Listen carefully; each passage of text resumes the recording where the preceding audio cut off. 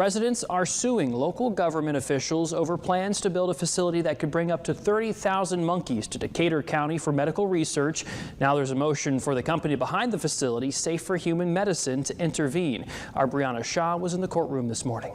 Jacob, the courtroom was full of residents wearing t-shirts that read "Stop the Monkey Farm" during a hearing on Safer Human Medicine's motion to join in on the civil case. Residents are suing the city of Bainbridge, Decatur County, the Decatur County Board of Education, and the Board of Assessors for planning to build a monkey facility. According to the lawsuit, the government officials voted to approve the facility while violating part of Georgia's Open Meetings Act. During the hearing Tuesday morning, both parties shared their arguments. The attorney representing Bainbridge residents, Rebecca Davis, shared why the court should not grant the motion to intervene. I do not believe that the court should grant the motion to intervene.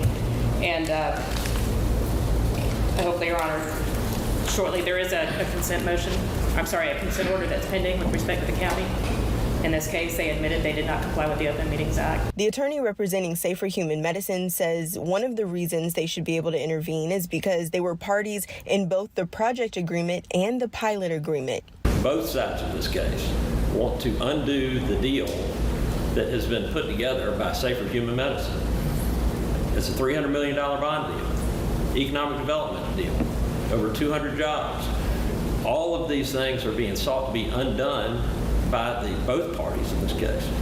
Again, those are reasons for us to intervene. The attorney also stated another reason to intervene was inadequate representation of Safer Human Medicine in the lawsuit. Tuesday, the judge said he'll take some time to think over the points made by both sides and plans to make a decision in the next couple weeks. For now, in Bainbridge, Brianna Shaw, WCTV Eyewitness News.